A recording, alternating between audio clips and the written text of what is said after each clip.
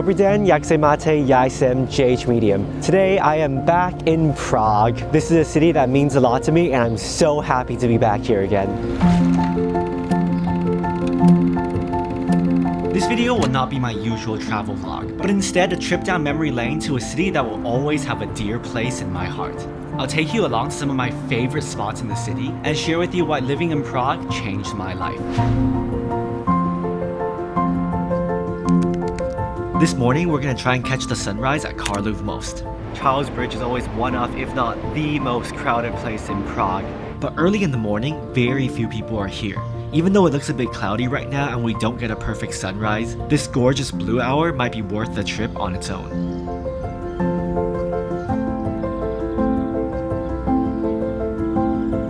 Dobre rano. Let's start our day. There's a lot more to see.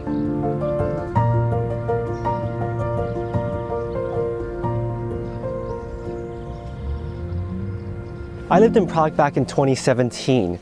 I was here to study 35mm at FAMU, the National Film School. I took a lot of my classes inside this building. Coming back here just brings so many memories. When we were here, we had a month to come up with a script for our short film. But unfortunately, before coming here, I was in the middle of one of my worst creative burnouts. I thought moving to a new country, new city would immediately give me inspiration, but it's easier said than done. For the first few weeks here, my mind was blank.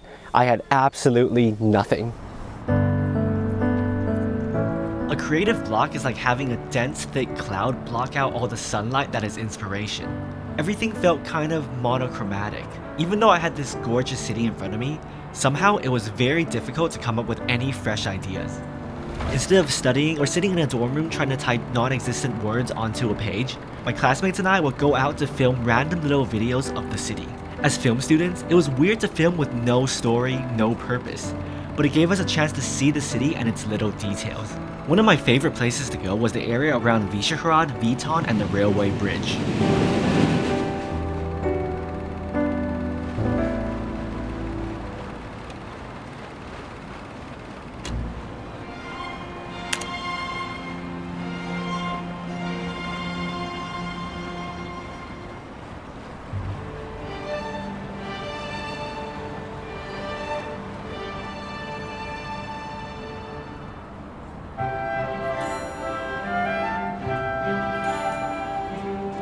Another viewpoint I really like is up there on Vyšehrad, so we're gonna climb up there right now. Sadly, it's a little bit cloudy today, but what can you do about it, right? After a very short hike, we've made it to one of my favorite lookouts of Prague, Vyšehrad. Usually the sunset here could be pretty nice, but obviously we're not gonna get that today. If you hop over this fence, there's actually a hidden lookout on Vyšehrad. Since few tourists actually know about this lookout, we can be alone with one of the best views of Prague. Since we're high above the traffic, the city feels distant, yet within arm's reach. I think a place like this is best for brainstorming or just letting new ideas flow in. While it doesn't always translate to words on a page, it's still a great place to just spend an afternoon.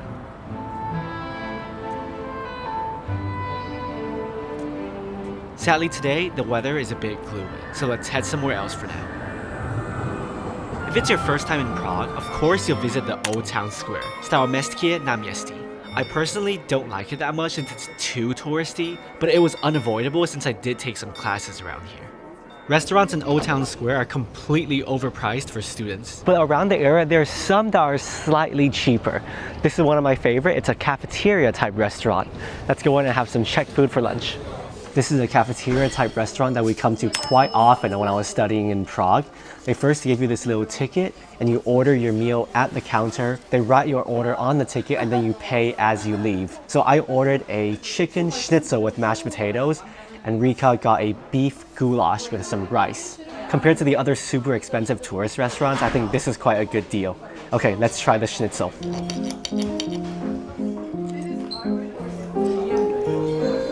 Perfectly crispy on the outside with the tender meat on the inside. And of course, the mashed potatoes are so silky as well. Typically, Czech goulash is served with knedlíky, which is like a flour dumpling, but personally, I'm not a big fan of that, so we got rice instead. The one we got here is a mushroom sauce beef goulash. It's a little bit salty, but the beef is super tender. To be honest, even though I lived here for a while, I'm not a big fan of Czech food, but there's still one or two must-try dishes that are absolutely delicious. Both of us actually came to Prague before. I lived here back in 2017, and Rika came here in 2019. 2 years apart. Last time it was autumn to winter, and Rika came here during the summer. Now we're here just in the beginning of spring. So I guess between the two of us, we got to see all 4 seasons of Prague. It's so nice to come back to this city that both of us really love together for the first time.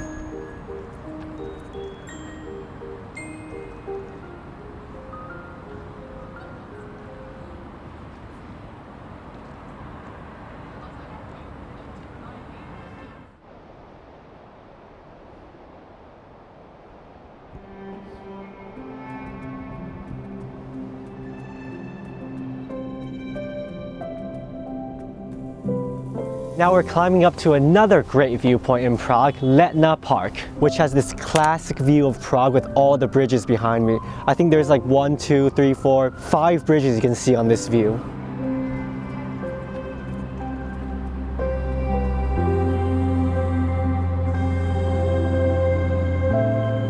One thing I regret during my time in Prague was that I didn't vlog my journey. I feel like back then I was more interested in capturing what I saw rather than telling stories about how I felt. Whether it was doing some videography for fun or writing a story for my screenplay, I couldn't find a piece of me in them.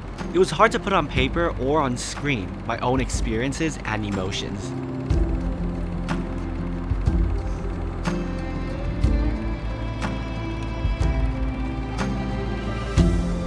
Back then, this giant metronome was actually working, but I feel like it's probably broken now. Now we're gonna have a turtleneck, which is a chimney roll you can find everywhere in Prague. Is it a must-try food though? Not really. When I was studying in Prague, one of the first things they told us was that this is not Czech at all. It just got really popular here, and the only thing Czech about it is the name, turtleneck. So why are we having this even though this is not a Czech tradition? It still tastes pretty good. Was turtleneck just a scam for tourists? Maybe, but I don't want to be that cynical. I'll just consider this an interesting way to eat ice cream.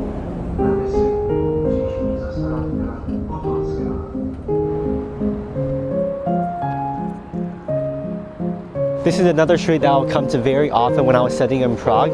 One of our other school buildings was over there near Dlouhá Třída. That restaurant behind me is one place that we will go to quite often as well. Now it's raining, so let's go have some lunch. Another great place to come if you want Czech food is this restaurant chain called Loco. Just as the name suggests, it serves local food. Today we got 3 main dishes here. We got a pork belly served with potato knedlíky, which is the typical Czech dumpling. We also got a beef goulash served with the regular knedlíky, and my favorite dish here, the beef tripe soup. In all of these restaurants, you have to get a beer. I think Czech beer is probably the best beer in the world, and the #1 beer brand in the Czech Republic is Pilsner Urquell, which is what we got here. Na zdraví. I'm gonna start with my favorite dish here, the tripe soup. Gotta get a spoonful with the soup and the tripe. The tripe is so tender, you don't even need to chew it. You just eat it like you're drinking the soup. It's a little bit salty. That's why it's good to eat it with the bread as well. Now let's try the pork belly. It's actually a crispy pork belly, and then they put the sauce on it. Looks really good. The pork has a crispy outer shell even after being soaked in the sauce, but when you bite into it, it's still super tender. The potato knedlíky soaks up the sauce really well. And of course, like many Central European dishes, there's also some sour cabbage to balance out the flavors. Now to try the beef. This sauce is really tomatoey. I like it better than the mushroom one we had the other day. To be very honest, I'm not a big fan of Czech knedlíky. I much prefer side dishes like mashed potato or the deep fried potato pancake. But I think once you add the sauce to it, it makes the ordinary knedlíky delicious as well. Most restaurants in the Czech Republic, water costs money, and the mineral water is actually quite expensive. That pivo, beer, is even cheaper than the bottled water. Back then when we had no inspiration to write our scripts, maybe a glass of pivo would help. So that's why when we come to these restaurants, just order beer.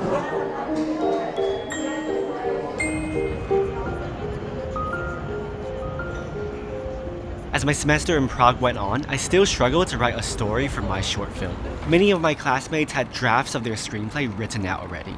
And of course, they all took inspiration from this beautiful city. We had quite a lot of time to just roam around the city, explore, and to be honest, this was more help than any technical class could ever give me. As cliche as it sounds, after living in this city for a while, it was like the city spoke to me. Ever since I arrived in Prague, August 2017, there was one idea that was always on my mind: an escape from reality. I came to do this program in Prague to move away from a stressful environment that was destroying my creativity and mental health. Prague was my escape. So maybe I was thinking about this story all wrong. I didn't come to Prague in search of a new story. Coming to Prague was the story.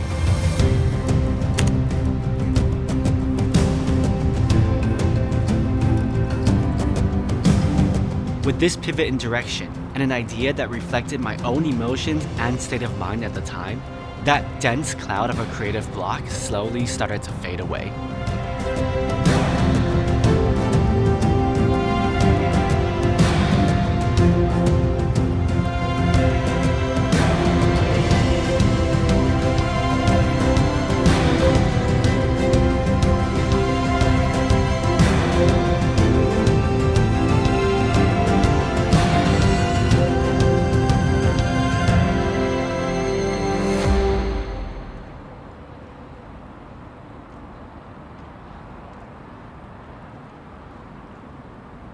With the story coming to shape, now I had to decide where I actually wanted to shoot this film. Letna, Vyšehrad are all great locations, but they are both city views. I wanted a place with nature and open space to run around, be free, yet still has the city in the background. This is Petrin Hill.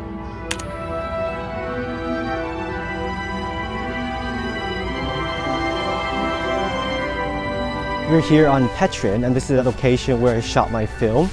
This garden is supposed to be a rose garden, but obviously it's not the rose season just yet. There are so many beautiful locations in Petrin.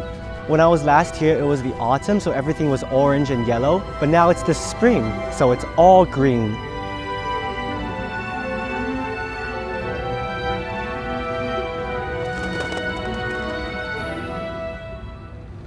The peak of Petrin is one of the highest points in Prague. It gives you a perfect city view of all the beautiful orange tiled roofs, while the gardens themselves have vast open hills and tranquil nature to escape from the bustling city. But here in the spring, we saw a side to Petrin that we've never seen before during the other season.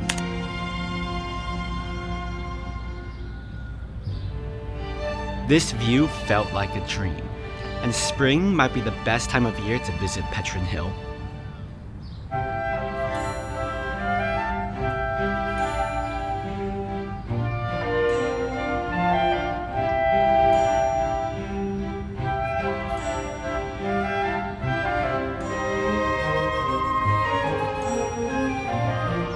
If you continue walking north from Petrin Gardens, you will eventually reach the Strahov Monastery, which I think gives you the best view of Prague Castle.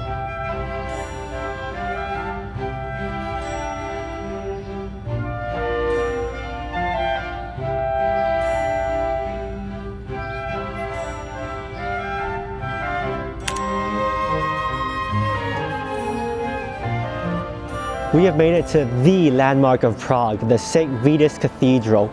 It's such a beautiful Gothic architecture. It's right inside the Prague Castle area. To be honest, I'm not a big fan of this area because it's a little bit too touristy, but if it's your first time in Prague, this is definitely a must visit.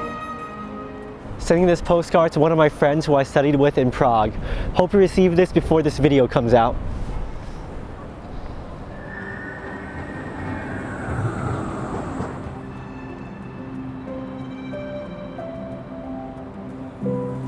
Another great place to come and relax is Strzelecki Island on the Vltava. Back there you can see the Charles Bridge. Over there you can see the perfect sunset. But more interestingly, on this island there are a lot of wild animals such as wild ducks and even beavers. Looking back, Prague was without a doubt some of the best times of my college life, but at the same time some of the most challenging.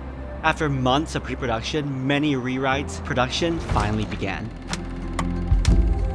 Between my 8 classmates, we each directed one short film, served as the cinematographer for another, and also worked as general crew for the remaining 6. With 2 days to shoot each project, we shot for 16 days straight. It was mentally and physically demanding. If I'm gonna be very honest, I was not that pleased with my end result. I guess a lot of the message got lost along the way, and some scenes are definitely not suitable for this platform. Yeah, sure, I would have loved to make a film that I'm completely proud of, but at least in this case, it was the journey that mattered, not the end result.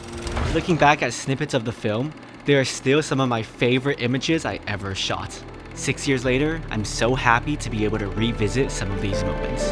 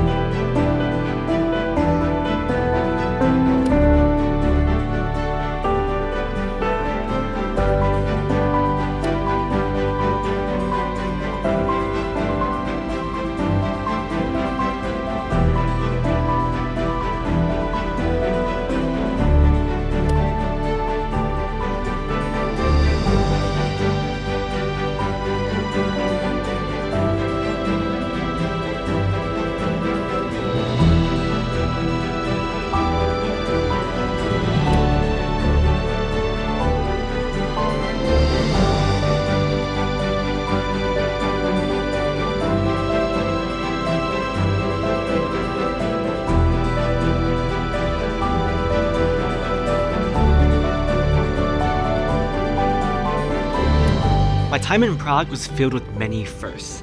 My first time shooting on 35mm film. First time trying to write a personal story. First time overcoming a creative burnout. And the first time I fell in love with a city other than home. And of course, this whole journey wouldn't have been the same without the 7 other filmmakers part of our little team, and all the friends I made in this city. Coming back here this time really made me fall in love with this city all over again. Who knows, maybe in the future I'll have a chance to move back to Prague and stay here for a longer period of time. But for now, it's time to leave. Prague is a city with beautiful architecture, both modern and ancient. A city with vast nature right in the heart of it. And one that makes you feel relaxed and alive at the same time. It will forever be one of the most important cities I lived in, and one that was no less than life-changing. Both then and now, being in Prague feels like being in my own movie.